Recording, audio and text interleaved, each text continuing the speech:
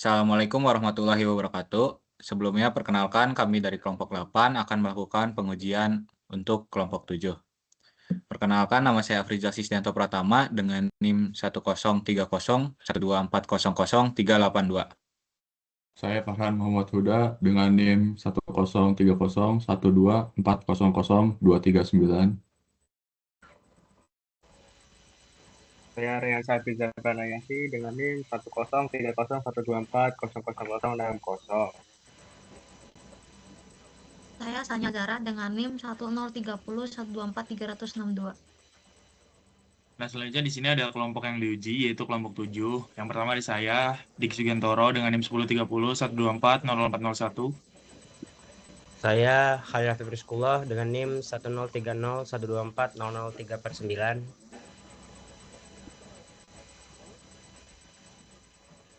Saya Rizul Bikar Ahmad dengan NIM 103012430033. Saya Ahmad Kis Ismail dengan NIM 103012400005. Oke, langsung saja ke pertanyaan nomor 1. Saya akan menunjuk Diki. Berdasarkan materi security maintenance, mekanisme logging berfungsi untuk merekam aktivitas sistem. Elemen kunci apa yang paling minimal harus ada dalam sebuah catatan log agar berguna untuk analisis keamanan?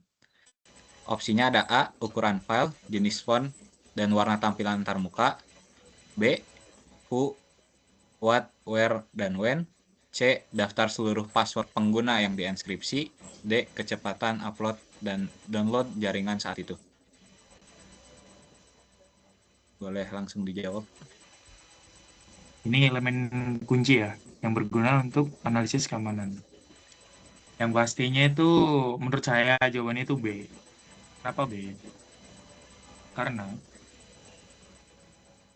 pada saat logging itu kan berfungsi untuk merekam aktivitas sistem ya.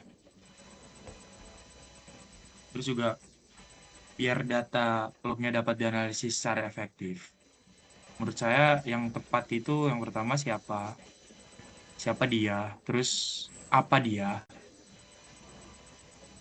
apa yang dilakukan.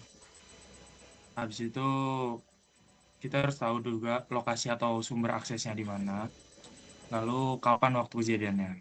Jadi menurut saya jawabannya B. Jawaban yang benarnya jawaban opsi B. Lanjut soal nomor 2.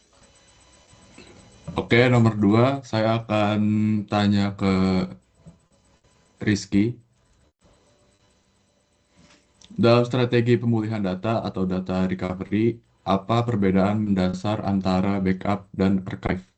Yang A, backup dilakukan untuk pemulihan jangka pendek akibat kerusakan sistem, sedangkan archive untuk penyimpanan jangka panjang guna kepatuhan regulasi.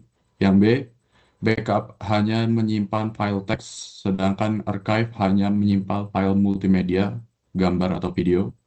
Yang opsi C, backup menghapus data asli setelah disalin, sedangkan archive tetap membiarkan data asli. Yang D, backup dilakukan setahun sekali, sedangkan archive harus dilakukan setiap hari secara otomatis. Oke, untuk pertanyaan dari Farhan, yaitu dalam strategi pemulihan data atau bisa disebut data recovery, apa perbedaan mendasar antara backup dan archive? Sebelum menjawab itu, di sini saya akan menjelaskan maksud dari backup itu. Backup itu adalah salinan data yang dirancang untuk pemulihan operasional secara cepat, atau bisa disebut recovery, jika terjadi kerusakan fisik atau kegagalan sistem. Sebaliknya, archive adalah penyimpanan data historis yang jarang diakses, namun harus disimpan dalam jangka waktu lama untuk alasan hukum, audit, atau kepatuhan regulasi. Jadi, untuk jawaban di sini saya mendapat kesimpulan, jawabannya adalah A. Oke, jawaban yang benarnya yang A, betul.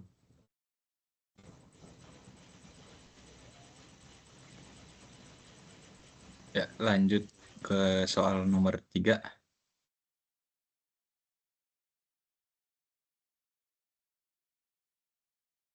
Oke, saya di sini akan menanyakan untuk soal nomor 3 kepada Khalil Rafif.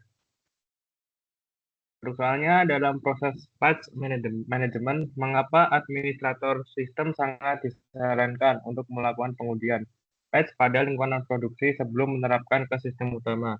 Opsi jawaban di sini ada A, karena patch yang diuji belum diuji, pasti mengandung virus dari pembuat software. Kalau opsi B ada untuk memastikan ukuran file patch tidak memenuhi ruang penyimpanan hard disk. Lalu C, untuk memverifikasi bahwa patch tersebut tidak rusak fungsionalitas aplikasi yang sudah berjalan. Dan D, agar administrator bisa memodifikasi kode program patch tersebut sesuai keinginan sendiri. Oke, boleh Khalil Rafif untuk menjawab soalnya. Oke, dari soal mengapa administrator sistem sangat disarankan untuk melakukan pengujian testing patch di lingkungan non-produksi sebelum menerapkannya ke sistem utama. Menurut saya jawabannya C. Karena pembaruan perangkat lunak itu mempunyai risiko efek samping. Yang kadang patch yang dimaksudkan untuk memperbaiki justru itu menimbulkan bug baru atau konflik dengan konfigurasi yang ada. Jadi pengujian wajib dilakukan untuk mastiin layanan nggak terganggu saat diterapkan pada sistem produksi. Itu sih.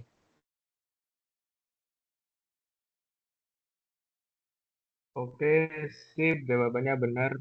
Lanjut ke soal selanjutnya. Alhamdulillah.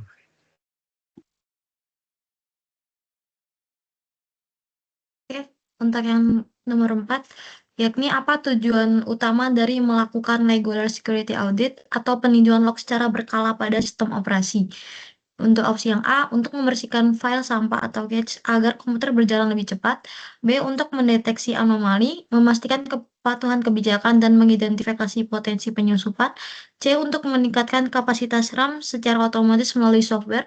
Untuk D, untuk melakukan instalasi ulang sistem operasi secara otomatis jika terdeteksi lambat. Untuk Case boleh menjawab.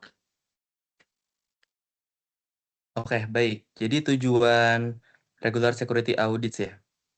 Jadi pertama-tama audit itu kan kita tuh mencatat aktivitas. Tujuannya itu supaya kita dapat mendeteksi pola yang terjadi dalam sistem. Supaya kita dapat mengetahui apakah ada aktivitas yang mencurigakan, juga supaya kita bisa memverifikasi bahwa sistem itu sudah mematuhi kebijakan dari keamanan yang telah ditetapkan. Kalau dari opsi yang pertama, untuk membersihkan file itu sudah jelas salah karena tidak ada kaitannya. Untuk yang B, untuk mendeteksi anomali, memastikan kepatuhan kebijakan dan mengidentifikasi potensi penyusupan, itu mungkin kita keep dulu. Lalu untuk C, meningkatkan kapasitas RAM, itu gak ada hubungannya sama audit.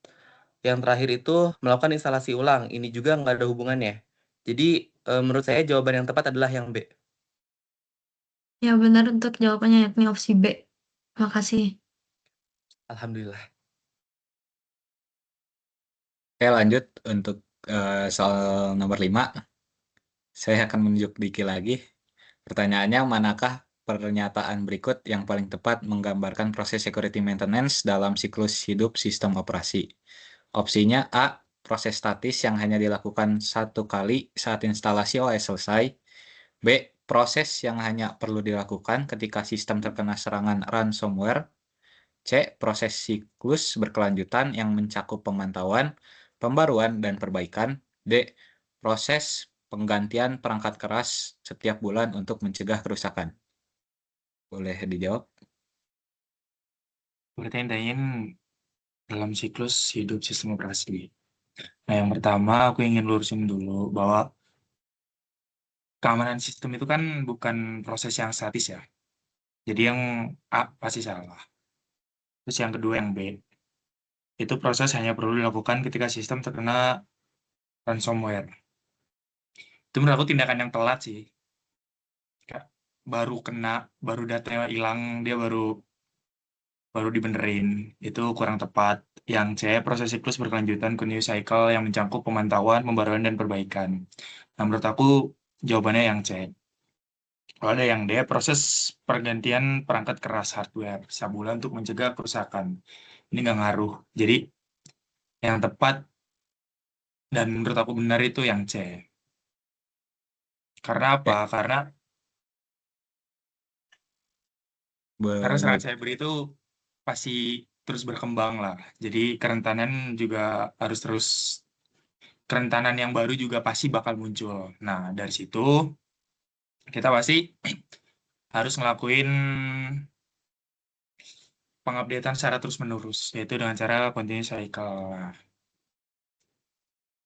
Ya, oke. Jawabannya benar yang C. Terus itu mungkin soal terakhir dari kita dan kalian jawab benar semua. Alhamdulillah, terima kasih 10 poinnya, kakak-kakak. Ya Mungkin Allah, makasih. mungkin segitu saja pengujian yang kami lakukan kepada kelompok 7. Mohon maaf bila ada salah atau kurangnya. Wassalamualaikum warahmatullahi wabarakatuh. Waalaikumsalam. Waalaikumsalam. Waalaikumsalam warahmatullahi